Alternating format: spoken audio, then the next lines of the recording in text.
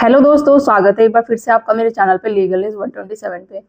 दोस्तों, सबूत नहीं तो मेंटेनेंस नहीं मिलेगा।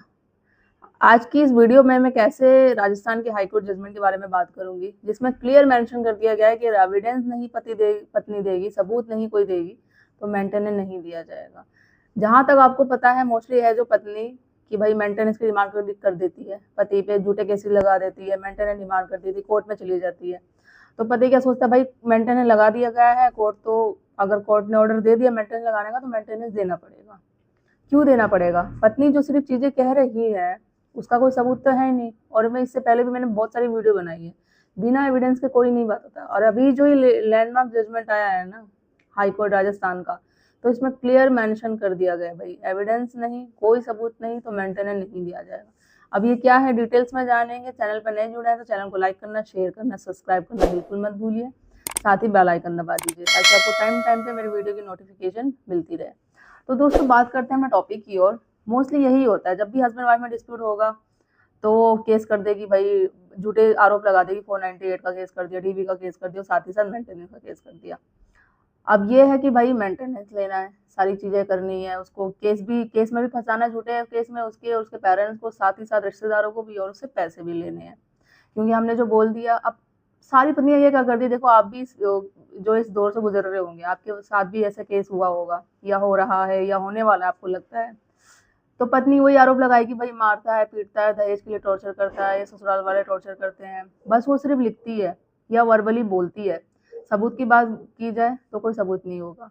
तो इस केस में भी ऐसा ही हुआ। पत्नी ने वही आरोप लगा दिया, 498 का किया, ये घर वालों पे डीवी का एक्ट का किया, पति पे, उसके सास ससुर पे, अपने साथ ही साथ रिश्तेदारों को फंसा दिया, और मेंटेनेंस का वो किया। तो जब वो नहीं हुआ, पत्नी ने सामने वो सब चीजें बोल रही थी, सेशन कोर्ट में गई। सेशन कोर्ट ने, पति है जो सारे प्रूफ दे रहा था कि पत्नी अपनी मर्जी से घर छोड़ के गई है, ठीक है, कोई रीजन नहीं, और वो चीजें बोल रही है, उसके पास कोई प्रूफ नहीं है, कोई सबूत नहीं है उसके पास है, और बहुत साल का उनका सेपरेशन था। तो उस चीज पे देखो, एक तो मैं हमेशा बोलती हूँ, जब भी आपका सेपरेशन होता है 2 साल से अधिक का हो जाता है, तो उस चीज पे आपको ग्राउंड एक मिल जाता है आपको तलाक का।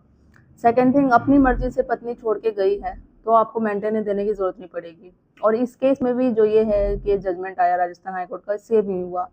इसका नाम है जो भीका राम करके है। तो उसने अपनी सारे एविडेंस दिए कि पत्नी अपनी मर्जी से गई है, बहुत साल का सेपरेशन है, कोई भी उसके पास ग्राउंड नहीं है। बस सेशन कोर्ट क्या करता है, उसको कोई अपना ओपिनियन देने का राइट नहीं है। हाई कोर्ट, सुप्रीम कोर्ट ये बोलता है सेशन कोर्ट को सारी चीजें देखनी चाहिए, समझनी चाहिए, एविडेंस देखना चाहिए। जो ये फैसला किया था पत्नी के फेवर में तो वो गलत था।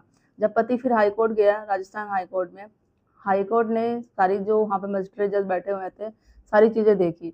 ये भी देखा भाई इन दोनों का सेपरेशन बहुत साल का है, ठीक है। और जो पत्नी सिर्फ लिखित में बातें बोल रही है कि मेरे को टॉर्चर किया जाता था, मारते थे, घर से निकाल दिया गया, वही आम बातें जो मोस्टली पत्नियां कहती हैं, ठीक है, बट कोई सबूत नहीं था। हाई कोर्ट ने पति के फेवर में फैसला किया, ये किया कि भाई एविडेंस कोई नहीं, सबूत नहीं तो कोई मेंटेनेंस नहीं दिया जाएगा। साथ ही साथ पति है जो सारी चीजें शो कर रहा था, उसके पास सारे एविडेंस थे, सेपरेशन का भी था, कितने सालों से सेपरेशन है, ठीक है, और ये बिना रीजन के गई है, जो आरोप लगा रही है वो सारे आरोप बेबुनियाद है, कोई सबूत नहीं है, सबूत मेरे पास है सारी चीजें, तो मेंटेनेंस देने का मतलब ही नहीं बनता है। सेशन कोर्ट ने जो चीजें की वो गलत करी है, तो हाई कोर्ट ने भी एग्री किया, पति के फेवर में फैसला किया। और सेशन कोर्ट को भी ये कि सेशन कोर्ट का सिर्फ मतलब ओपिनियन देना नहीं होता, फैसला सुनाना नहीं होता है कि आप पत्नी आई है मतलब मेंटेनेंस केस किया तो मतलब उसको मेंटेनेंस आप लोगों को दिलाना है। पति को आप ठोक दो कि भाई वो सजा होगी उसकी, भाई तुझे मेंटेनेंस पत्नी को देना है, बिना जाने सब चीजें, वो सारे एविडेंस दे रहा है, सबूत दे रहा है, और पत्नी कुछ दे ही नहीं रही है, सिर्फ वो लिखित में बातें कर रही है। तो किस आधार पे आप ये कर रहे होगे कि भाई मेंटेनेंस देना है? तो हाई कोर्ट ने भी सेशन कोर्ट के फैसले को गलत ठहराया और पति के फेवर फैसला किया। जो भी झूठे भी केसेस थे उन सबको भी डिसमिस किया। बाकी जो मेंटेनेंस, कि भाई एविडेंस नहीं, सबूत नहीं दोगे तो कोई मेंटेनेंस नहीं मिलेगा, ये क्लियर कर दिया हाई कोर्ट ने, ठीक है। तो ये जजमेंट बिल्कुल सिंपल है, 2 पेजों का है, आप डिटेल्स में पढ़ लीजिएगा, मैं आपको ये डिस्क्रिप्शन में शेयर कर दूंगी इसका लिंक अच्छे से। और सेम सिचुएशन आपके साथ भी हो रही है, ऐसी चीजें हैं, ठीक है, तो इस जजमेंट का यूज करके आप अपने केस में हेल्प ले सकते हैं। और ज्यादा से ज्यादा लोगों तक वीडियो पहुंचाइए ताकि बहुत सारे लोग हैं ऐसे पति जो ये चाहते हैं कि भाई हमें मेंटेनेंस देना ना पड़े, या जो वो झूठे केसेस में फंसे हुए हैं किस तरीके से लिखे। देखो, अगर फैमिली कोर्ट, मैं हमेशा कहती हूँ family court, session court, lower court, कोई भी नहीं बात सुनता तो आप हाई कोर्ट जाओ। अब बात होती है कि भाई हाई कोर्ट में ज़्यादा पैसे लेते हैं।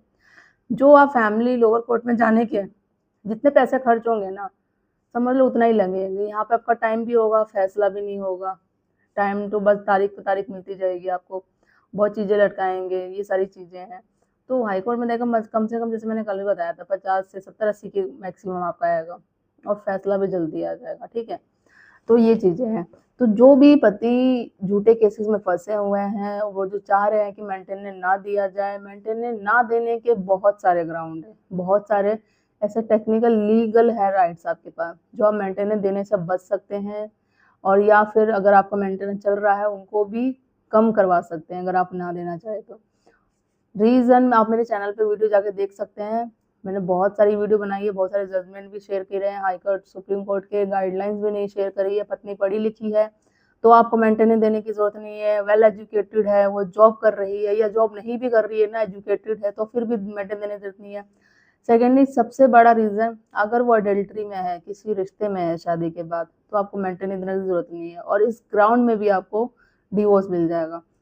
और अपनी मर्जी से घर छोड़ के चली गई है, कोई उसका वैलिड रीज़न नहीं है, कोई सबूत ही नहीं है, जो वो सिर्फ बातें कह रही है, सिर्फ वो पेपरों में लिखित में ही कह रही है या वर्बली सिर्फ बोल ही रही है, कोई सबूत उसे मांगा जा रहा है तो वो सबूत नहीं है, तो उसे मेंटेन नहीं जाया जाएगा।